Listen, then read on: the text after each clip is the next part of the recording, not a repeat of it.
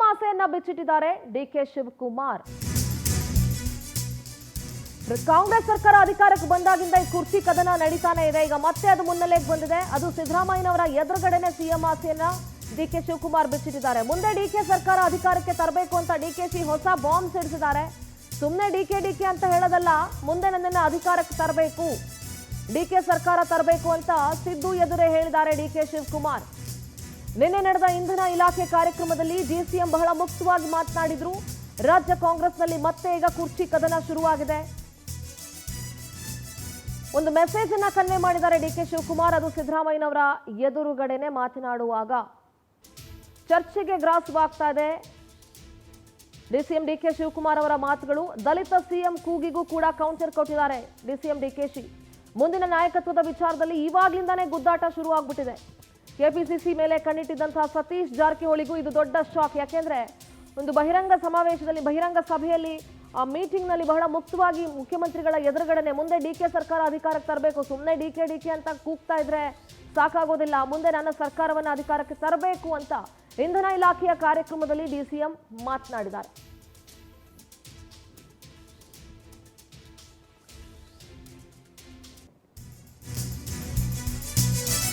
ಚರ್ಚೆಗೆ ಗ್ರಾಸವಾಗ್ತಾ ಇದೆ DCM DK Shivakumar ಅವರ ಮಾತುಗಳು.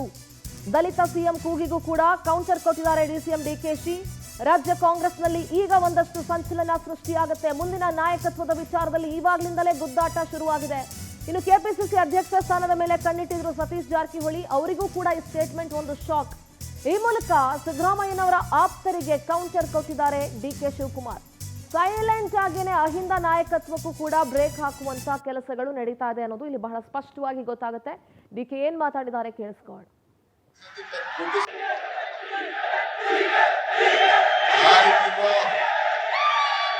ಡಿಕೆ ಇಲ್ಲ ಎಲೆಕ್ಷನ್ ಅಲ್ಲಿ ತಿರ್ಗಿ ಇನ್ನೊಂದ್ಸತಿ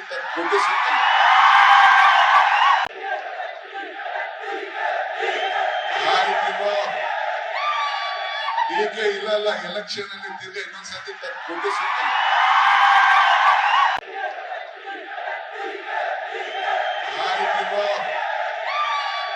ಡಿಕೆ ಇಲ್ಲ ಎಲೆಕ್ಷನ್ ಅಲ್ಲಿ ತಿರ್ಗಿ ಇನ್ನೊಂದ್ಸತಿ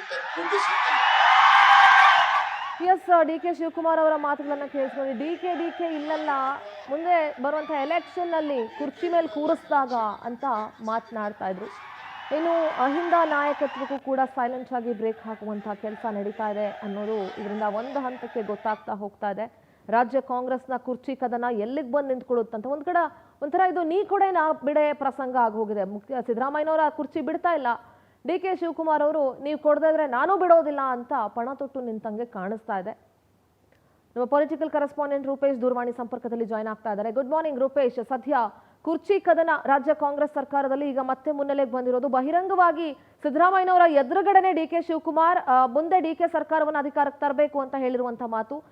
ಸದ್ಯ ಇದ್ರ ಬಗ್ಗೆ ಏನೆಲ್ಲ ಮಾತುಕತೆಗಳು ನಡೀತಾ ಇದೆ ಕಾಂಗ್ರೆಸ್ ಪಾಳ್ಯದಲ್ಲಿ ರೂಪೇಶ್? ಸಿಂಧೂರ, ಇಲ್ಲಿ ಇನ್ನೊಂದು ಕಾರ್ಯಕ್ರಮ ಆಗಿತ್ತು, ಕೆಪಿಟಿಸಿಎಲ್ ನೌಕರರ ಕಾರ್ಯಕ್ರಮ. ಕೆಪಿಟಿಸಿಎಲ್ ನೌಕರರ ಕಾರ್ಯಕ್ರಮದಲ್ಲಿ ಡಿಕೆ ಶಿವಕುಮಾರ್ ಅವರು ಒಂದೆರಡು ಮಾತುಗಳನ್ನ ಆಡ್ತಾರೆ. ಯಾಕಂತ ಹೇಳಿದ್ರೆ, ಮೊದಲಾಗಿ ಡಿಕೆ ಶಿವಕುಮಾರ್ ಅವರು ಭಾಷಣಕ್ಕೆ ಬರ್ತಾ ಇದ್ದಂತೆ ಡಿಕೆ ಅಂತ ಕೂಗ್ಲಿಕ್ಕೆ ಆರಂಭಿಸ್ತಾರೆ. ಈ ಸಂದರ್ಭದಲ್ಲಿ ಡಿಕೆ ಅಂತ ಕೂಗ್ಲಿಕ್ಕೆ ಆರಂಭಿಸಿದಾಗ ಬಹುಮುಖ್ಯವಾಗಿ ಇಲ್ಲಿ ಡಿಕೆ ಶಿವಕುಮಾರ್ ಹೇಳ್ತಾರೆ, ನೀವು ಜಸ್ಟ್ ಕೇವಲವಾಗಿ ಘೋಷಣೆ ಕೂಗಿದ್ರಾಗೋದ್ರೆ ಬೆಂಬಲವನ್ನು ಕೊಡಬೇಕು ಅಂತ ಹೇಳ್ತಾರೆ. ಅದಾದ ಬಳಿಕವಾಗಿ ಡಿಕೆ ಶಿವಕುಮಾರ್ ಅವರನ್ನ ಮುಂದಿನ ಚುನಾವಣೆಗೆ ಗೆಲ್ಲಿಸಬೇಕು, ಇಲ್ಲಿ ತಂದು ಕುಳಿಸಬೇಕು ಅಂತ ಹೇಳಿ ಹೇಳ್ತಾರೆ.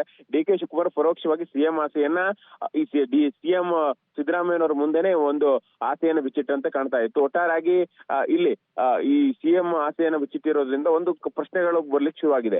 ಏನಂತ ಹೇಳಿದ್ರೆ, ಇಲ್ಲಿಗ ಡಿಕೆ ಶಿವಕುಮಾರ್ ನವೆಂಬರ್ಗೆ ಸಿಎಂ ಆಗ್ತಾರೆ, ಡಿಸೆಂಬರ್ಗೆ ಸಿಎಂ ಆಗ್ತಾರೆ ಅಂತೇಳಿ ಒಂದು ಚರ್ಚೆಗಳಾಗ್ತಾ ಇತ್ತು.